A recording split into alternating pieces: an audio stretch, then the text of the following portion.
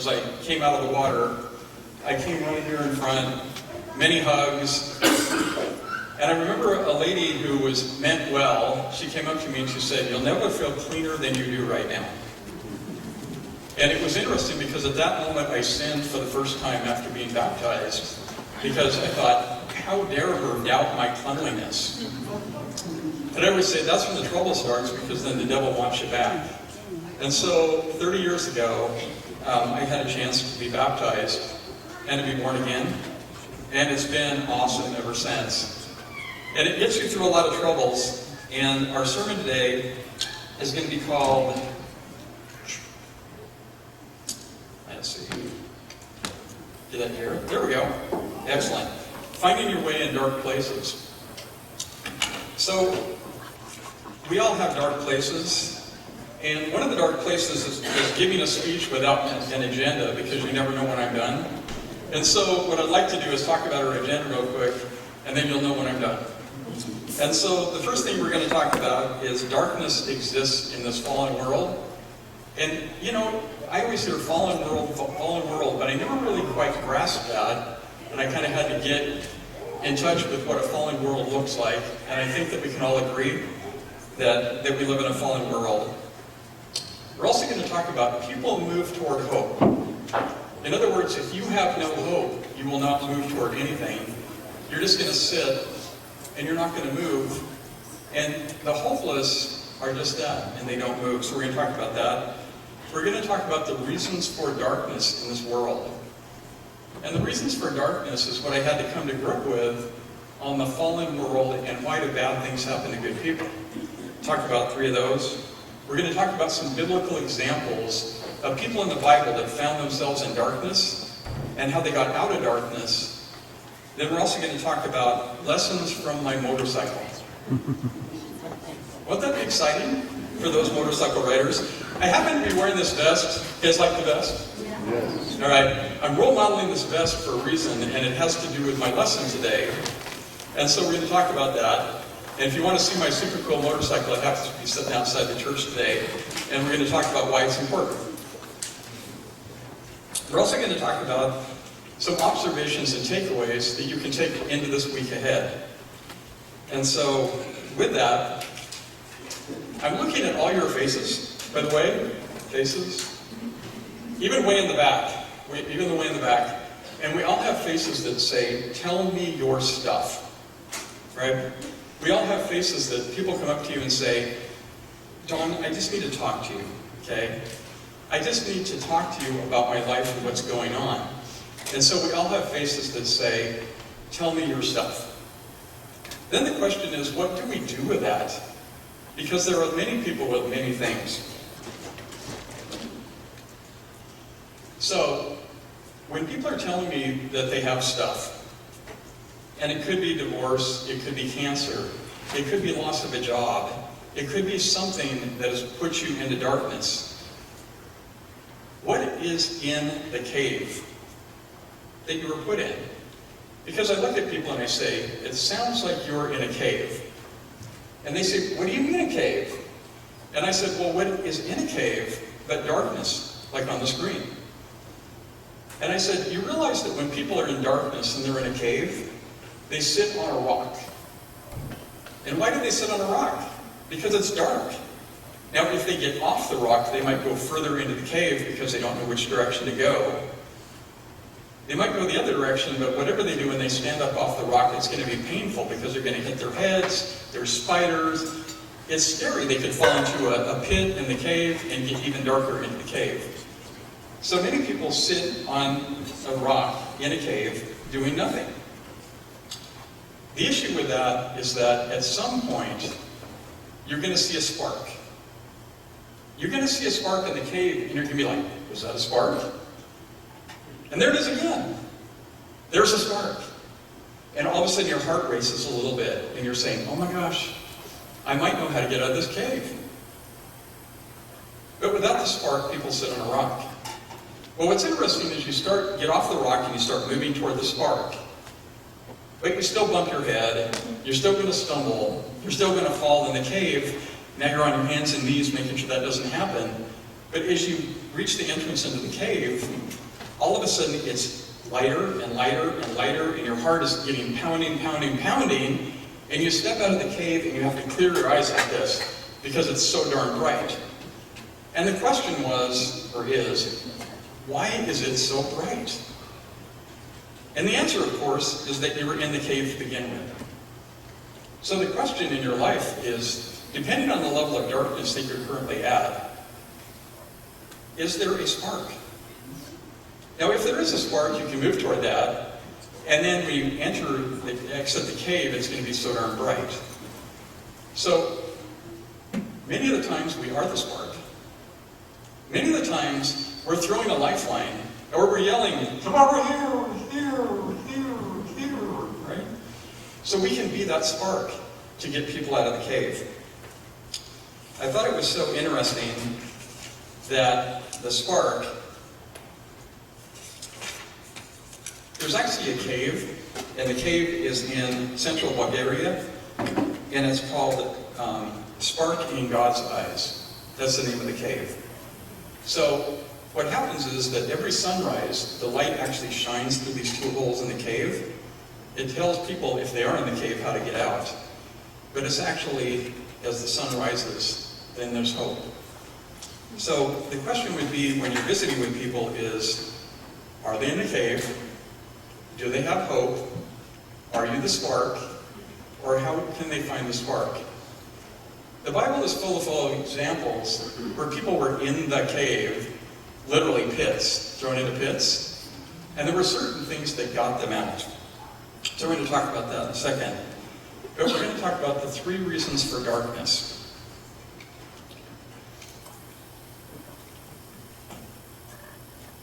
So Vern Flock, your papa, as you called him, amazing man, elder in this church. You know Vern? We had a chance to go through a 5-year Bible study with Vern, and he did that 5 times with 5 different groups throughout his lifetime. We went Genesis 1 all the way through Revelations, 5 years. If you've never spent 5 years with Vern studying, oh my gosh, we have missed out today. But one day, Vern was sitting in a classroom in here, and that's when we had chalkboards. So for those of you who don't know what chalkboards are, they had this substance called chalk, and many people write on sidewalks and things like that. There were these boards, and Vern went up to the chalkboard and he drew a line. Now in this line, he then turned back to us and said, with your amazing minds from where you sit, can you make that line move? Now Vern would always ask these questions that we should know the answer to, but we didn't really know the answer because we're like, can we make it move? Maybe we could make it move. And then Vern turns back and he said, of course you can't make that move from your seats. He said, you can come up and you can erase the line, you can move the line, but this particular line, you cannot move from where you sit. He also said that God didn't create robots. Now God created us as robots, meaning that he programmed us. Every move we made was his program. You know, every choice that we made was his program. But he gave us what? Free will. God gave us as many choices as we want to make good choices or bad choices. And we get to go through life making good choices and bad choices. And we get to make as many as we want. An example would be my next door neighbor. I see his wife peel out backwards. She flips the car around, she screams to the end of the cul-de-sac and disappears. So I go over to my neighbor and I said, what's up? And he said, oh, we're in this fight. And she just had to get out of here. And I said, well, why don't we just pray together that she'll return and that you guys can make up? And so at that moment, and we'd never prayed together, I held his hand, which he's not the kind of guy you want to hold hands with, by the way. But we held hands when we prayed. So eventually she returned, and a week later, I'm out taking out the garbage, he's out taking out the garbage, and he said, that prayer did not work.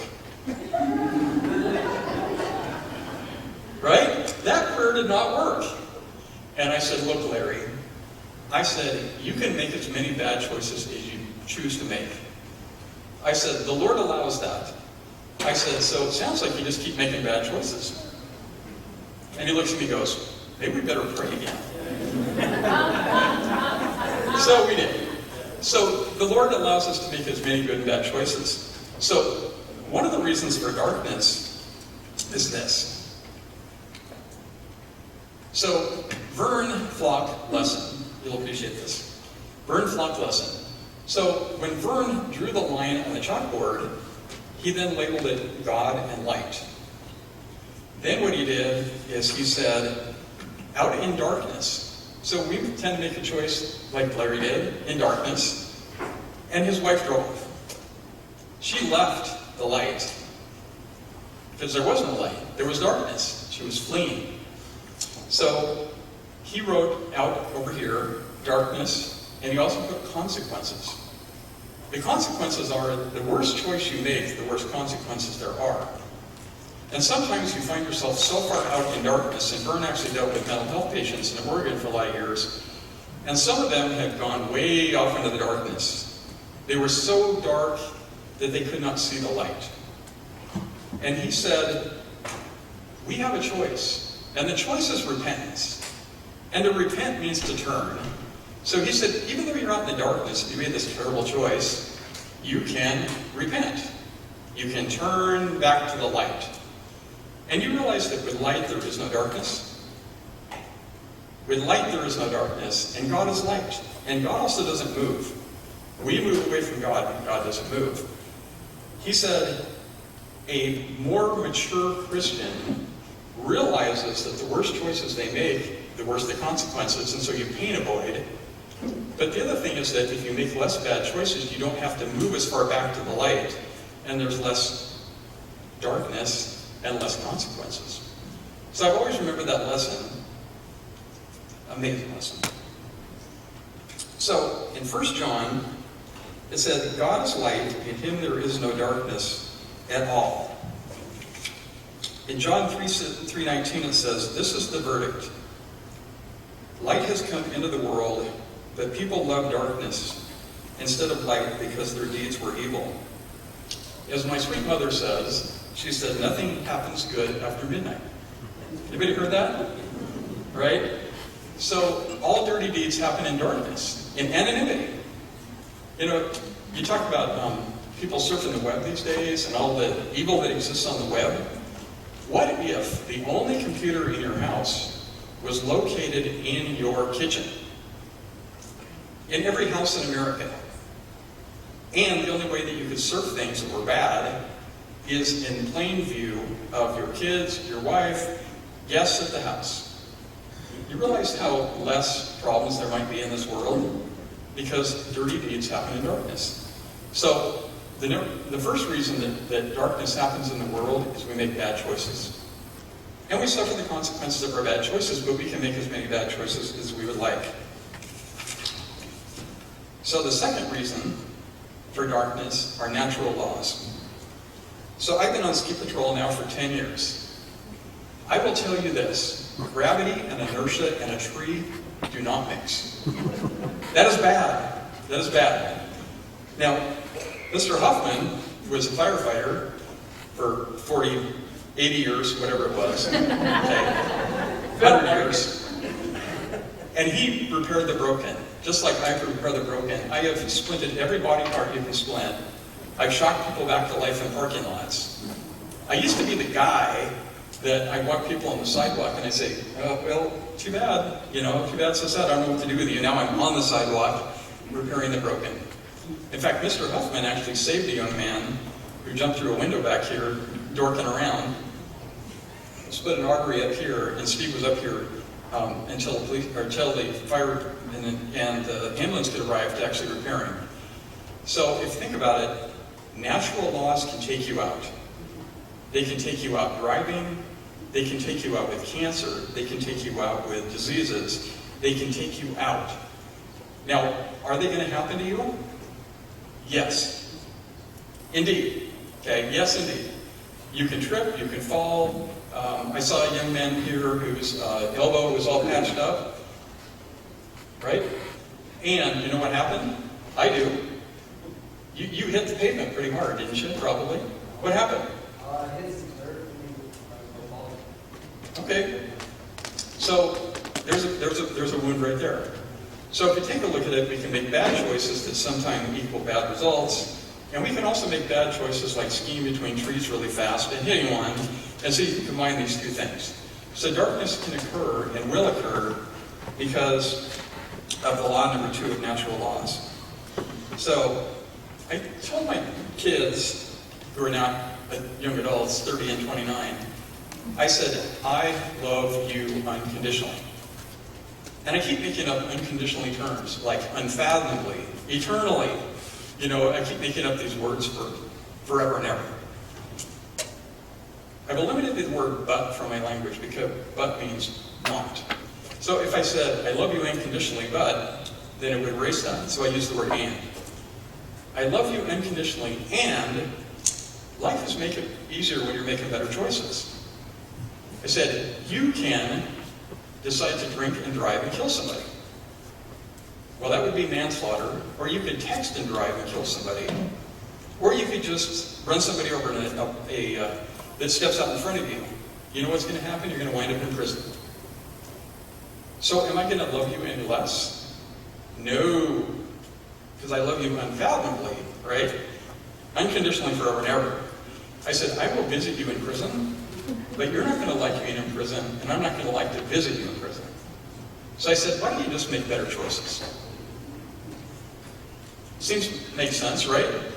So the first reason for finding it in darkness is bad choices, according to Burns' Law. I appreciate that. The second one is we live in a physical world of sin, sickness, and death where bad things are going to happen to us. It just happens. And then, I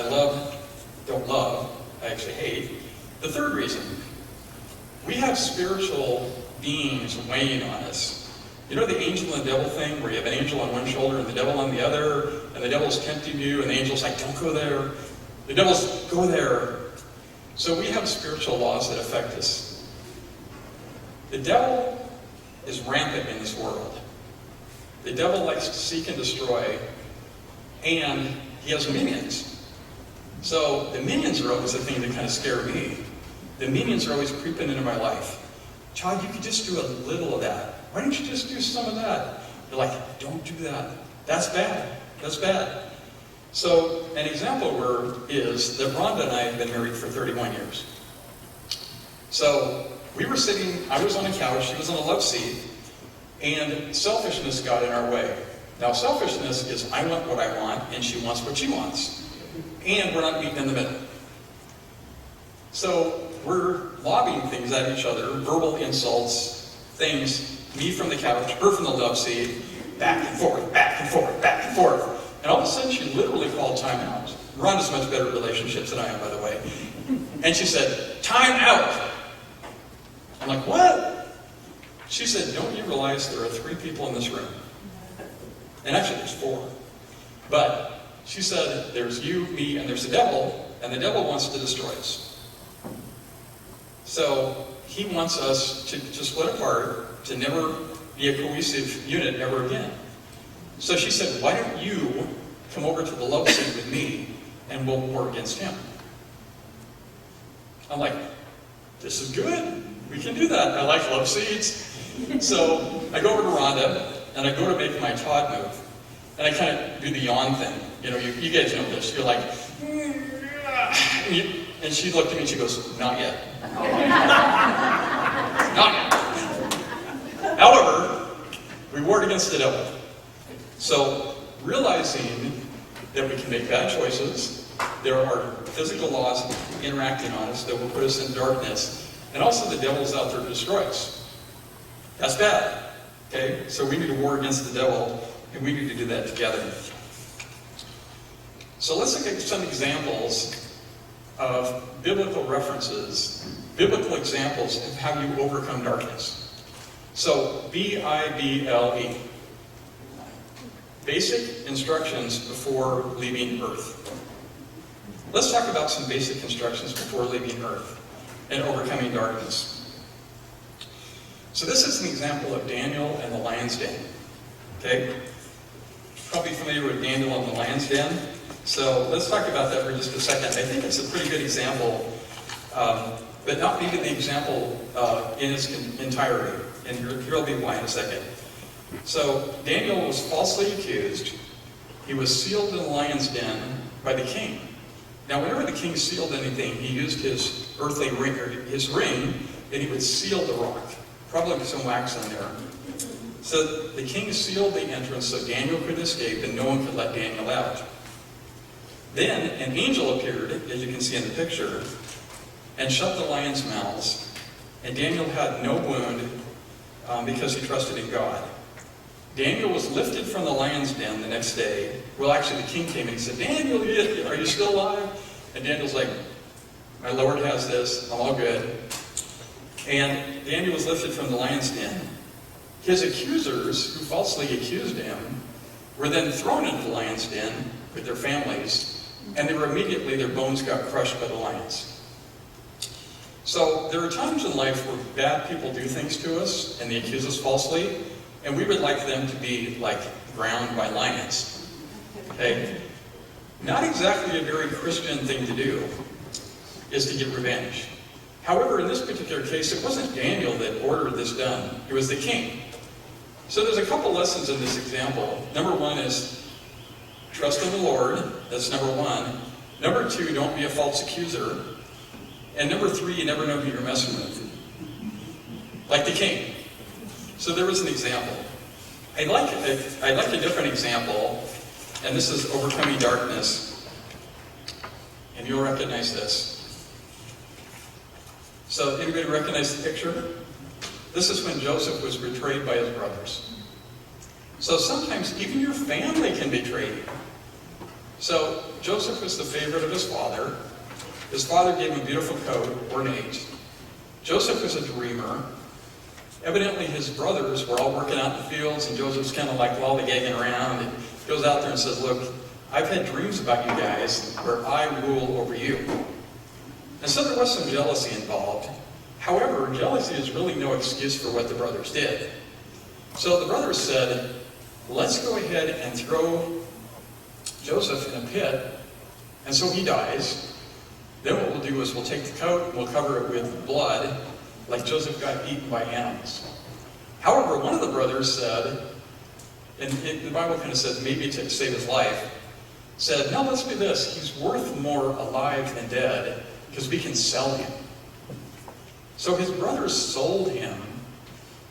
Well, the interesting thing about this is that when this happened, there was a great famine. Well, Joseph went and had dreams and interpreted a dream of the king, the Pharaoh, actually.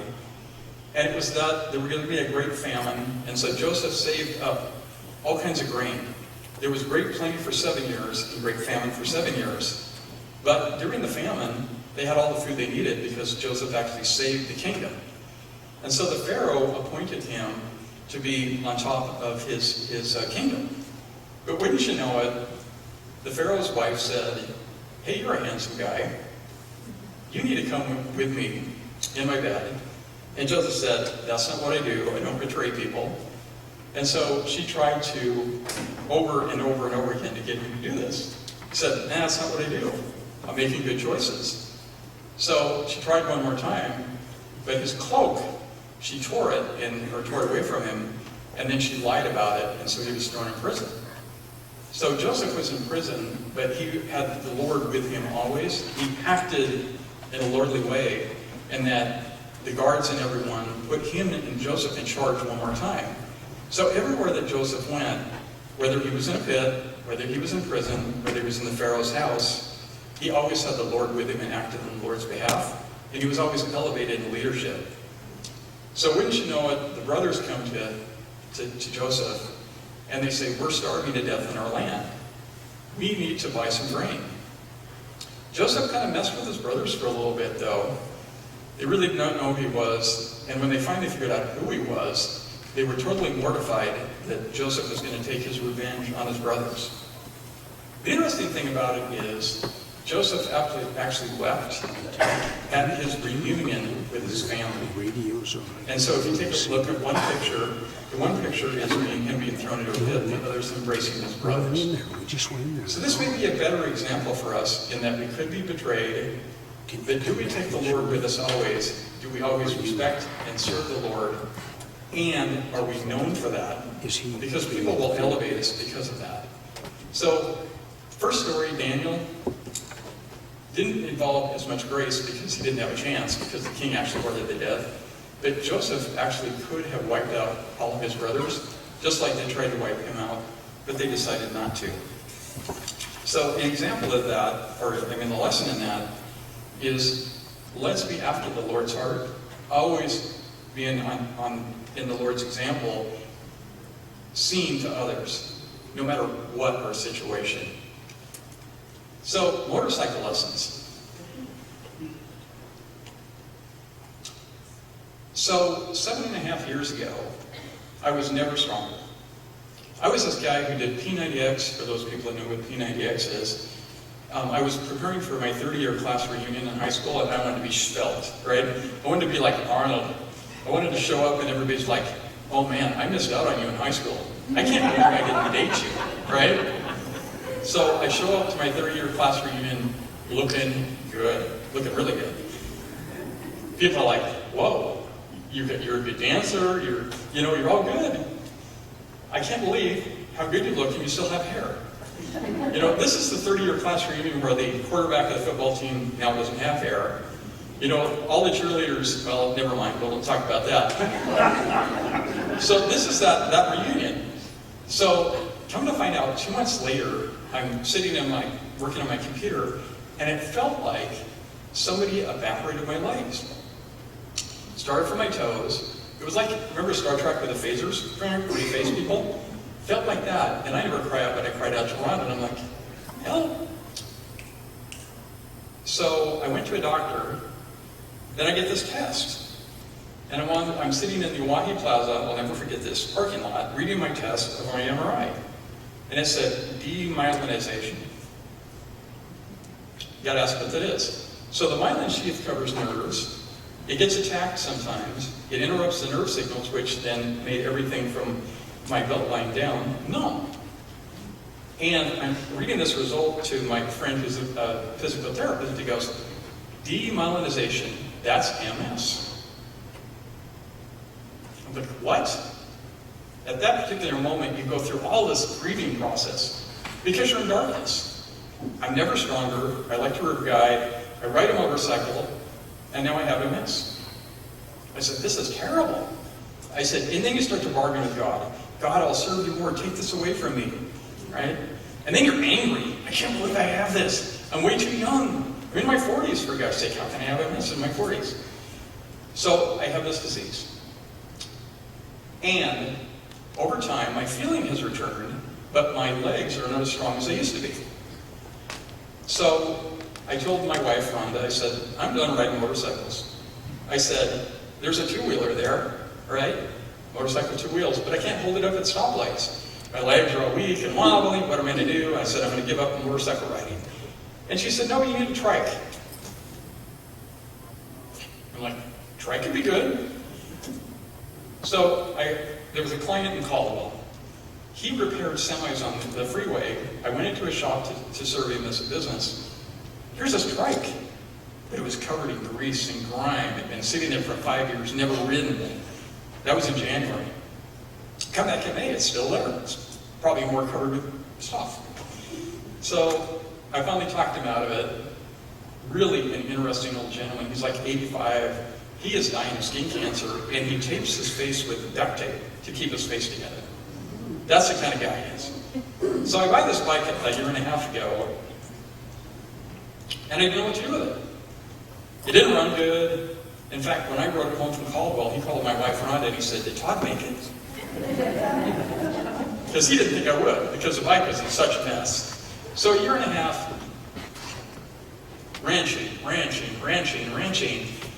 And I went to my previous neighbors, and Gina Rupp is here, and her husband, Jamie. Jamie is the master mechanic. he owns a popcorn shop, and I'm in the popcorn shop, and I said, yeah, I got MS.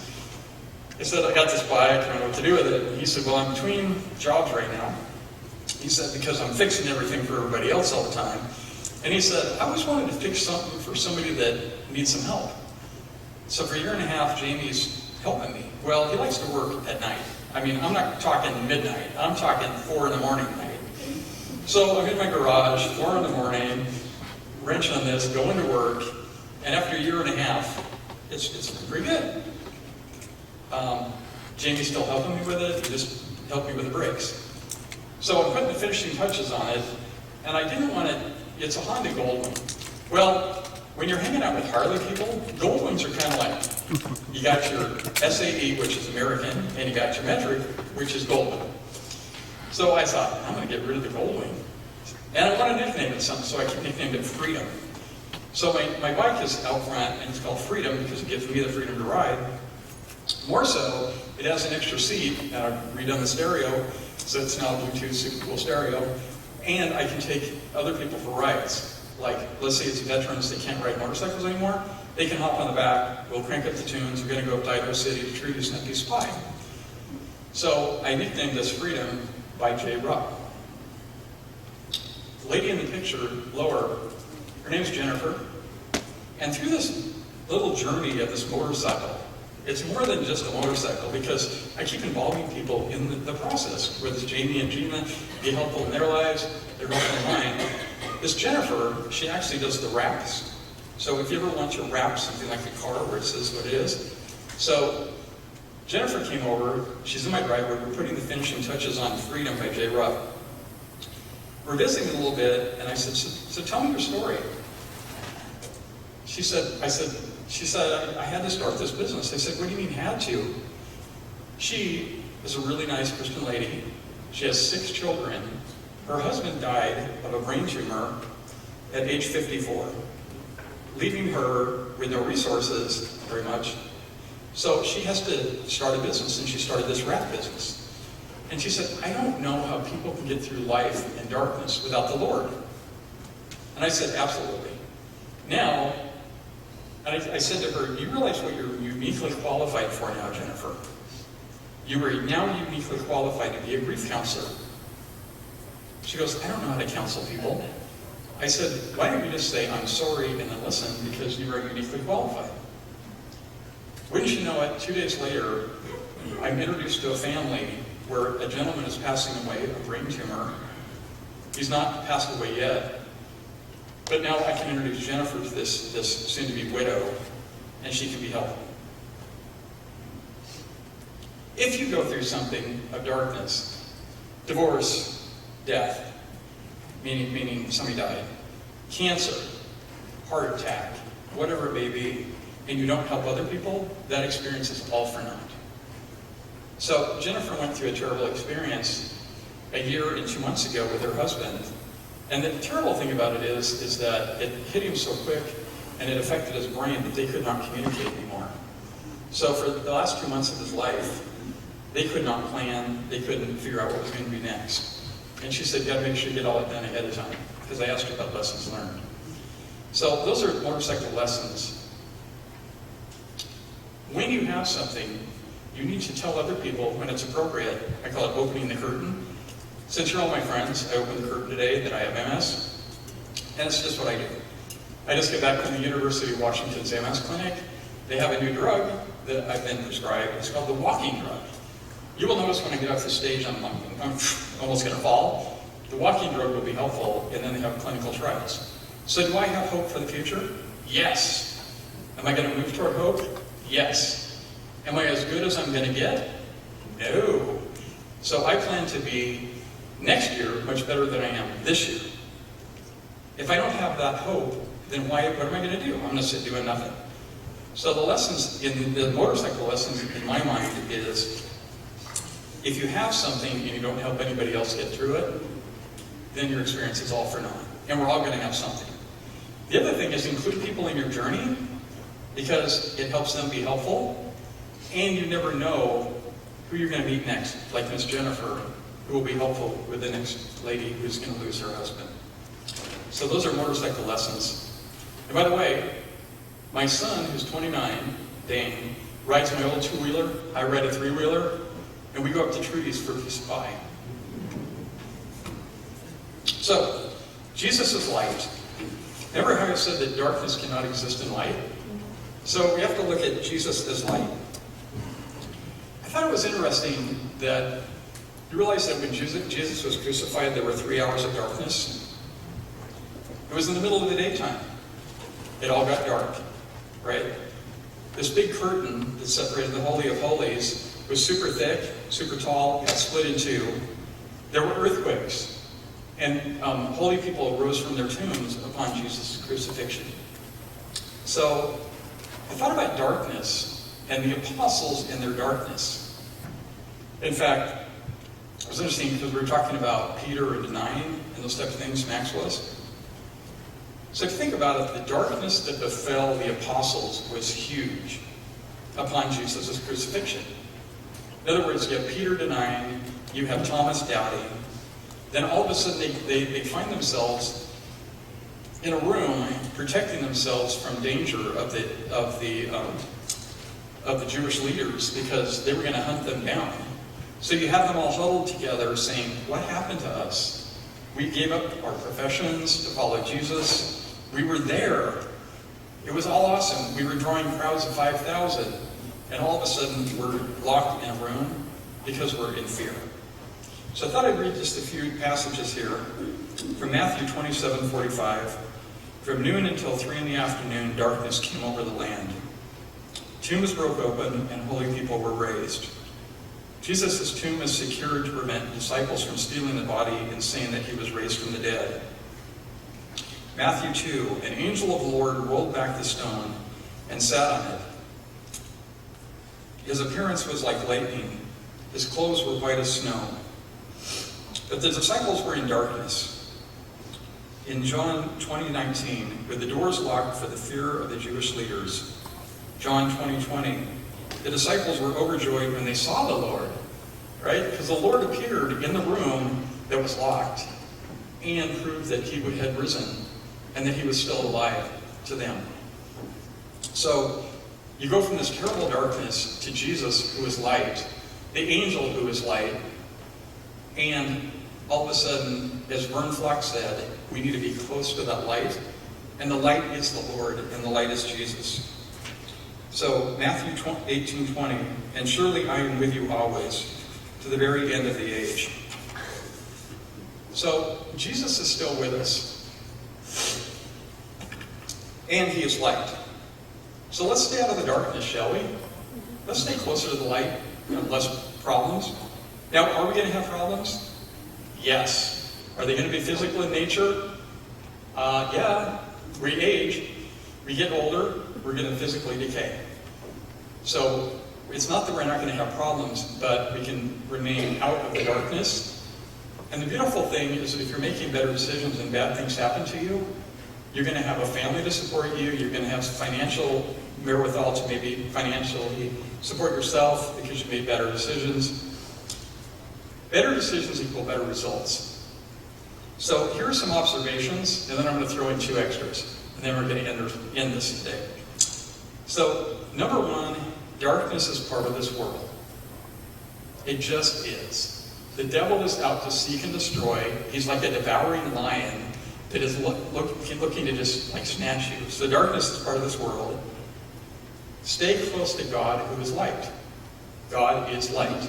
Stay close to the light. Don't go out in the darkness. The darkness is bad, and there's bad consequences. Better decisions equal better results. Take Jesus everywhere. Take Jesus everywhere. So Jacob took the Lord everywhere he went, and everybody recognized it. Take Jesus everywhere. Darkness cannot exist in light. Jesus is light. In darkness, look for a spark. It is there. It is there. Even in your darkest times, look for the spark and then move. So, 2 more bonuses. Hang out with light-minded people. Hang out with light-minded people. People that can be encouraging to you. So Joe Anderson is here. He's my buddy. Thank you for coming, Joe. He's an amazing prayer warrior. Joe and I probably talk twice a week. We talk about prayer, and Joe will call me and say, Todd, I need a prayer. I'll call Joe and say, Joe, I need a prayer. We're prayer warriors. Joe is light-minded. Hang out with light-minded people. The second bonus one is shine light into lives around you. Be the light. Be the light introducing Jesus. Be the light of encouragement. Be the light of the spark. So hang out with like-minded people and be the spark.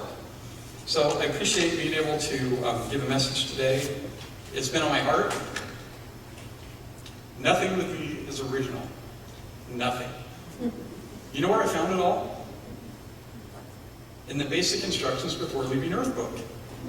Okay? So let's be reading that. So I thank you very much.